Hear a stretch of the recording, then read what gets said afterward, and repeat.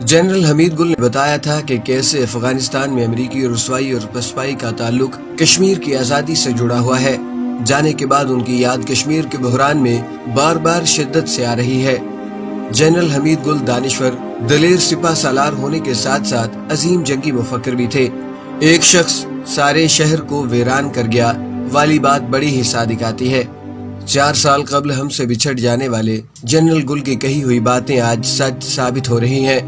आंखों में खुदारी का फख्र और इस्लामी हमीयत की चमक रखने वाला हमीद गुल 20 नवंबर 1936 को एक आम किसान मोहम्मद खान के घर सरगोदा में पैदा हुआ। गांव में तालीम हासिल करने वाला ये बच्चा गवर्नमेंट कॉलेज लाहौर में थोड़ा ही अरसा रहा और फिर पाकिस्तान मिलिट्री एकेडमी काकूल चला गया। हमीद गुल का ताल्लुक पंजाबी पश्तून खानदान से था।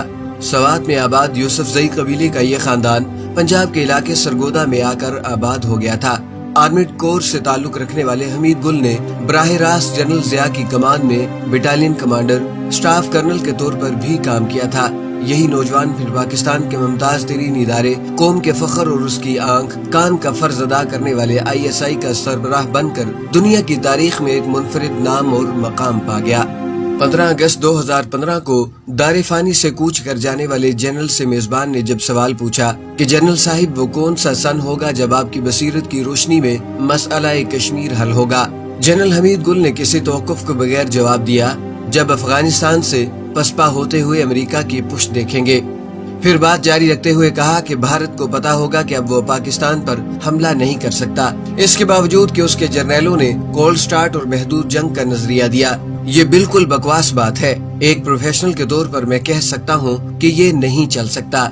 जनरल हमीद गुल ने भारत के अज़ाइम से खबरदार करते हुए कहा था कि आपको वो भारत दहशतगर्दी के जुमरे में लाना चाहता है। ये इल्जाम आयद करेगा कि यहाँ पाकिस्तान से रियासती दहशतगर्दी हो रही है। मेरी बात लिख लीजिए कि फरवरी के वस्त में श्रीनगर में भारत खुद हमला करेगा, राह हमला करेगी और इसका इल्जाम पाकिस्तान पर लगा दिया जाएगा। वाज़ेह रहे कि पुलवामा हमला 14 फरवरी 2019 को हुआ था। पाकिस्तान की डिफेंस पॉलिसियों के फादर गार्ड कहलाने वाले जनरल हमीद गुल ने भी यही कहा था कि मेरे ख्याल में दहशतगर्दी के खिलाफ जंग का सबसे बड़ा मैदान कराची में ही सजेगा। फौज को इस तरफ का रुख करना पड़ेगा, मुझे इस बात में कोई शक नहीं। पुलवामा ड्रामे के बाद जो सूरत हाल हुई और इसमें कराची के हवाले से सब ने देखा कि क्या मंजर था। अगर भारत कराची पर मिसाइल दागता तो पाकिस्तानी मिसाइल दिल्ली और बम्बई को निशाना बनाने वाले थे। भारत ने सैटेलाइट से पाकिस्तानी मिसाइलों को देख लिया था, इसलिए यह मंसूबा बुरी तरह नाकाम हुआ था।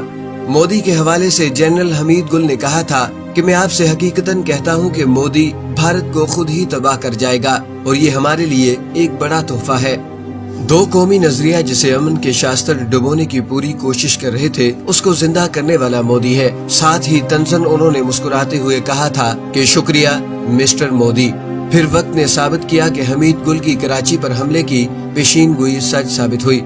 भारत ने कराची पर 4 मिसाइल दागने का मंसूबा बनाया था जब वज़ीर-ए-आज़म इमरान खान ने मुंह तोड़ जवाब देने के लिए जनरल बाजवा को 2 गुना मिसाइल दागने का हुक्म जारी कर दिया था।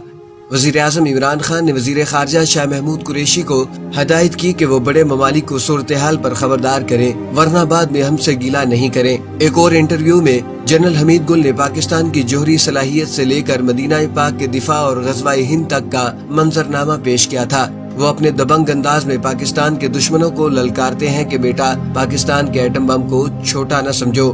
मशरिको मगरिब में अगर मुसलमानों की थोड़ी बहुत इज्जत पाकिस्तान के पास एटम बम बची हुई है, जितना आपने इस एटम बम पर खर्च किया है, ये दोनों जहानों में बेहतरीन सरमायाकारी है। वो ये भी कह गए थे कि अगर इसराइल को रोका हुआ है कि वो मुसलमानों को हड़प करके मदीना तक नहीं आ जाता तो आपके एटम बम के खौफ से। अगर भारत को कोई रोके हुए है कि एशिया से लेकर काबिल तक कब्जा नहीं कर लेता तो आपके एटम बम के खौफ से। क़याम पाकिस्तान के मकासद बयान करते हुए उनका कहना था कि पाकिस्तान को अल्लाह ने क्यों बनाया था, अल्लाह के राजों को समझो।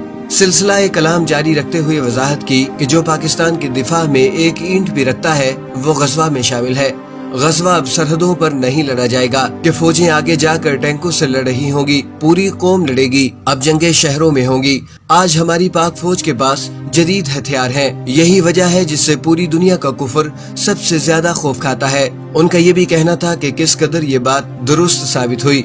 صرف مسلمان ترکی اب ایسا ملک رہ گیا ہے جس کے پاس طاقتور فوج ہے، باقی پوری مسلمان دنیا کی فوجیں معطل ہو چکی ہیں۔ ترکی ہے یا صرف اور صرف پاکستان ہے؟ آنے والے وقتوں میں آپ دیکھیں گے کہ ترکی اور پاکستان مل جائیں گے۔ آج ایسا ہی ہوتا نظر آ رہا ہے۔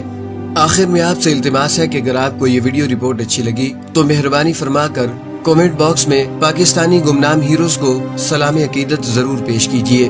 وقت دینے کا شکریہ۔ خدا حافظ۔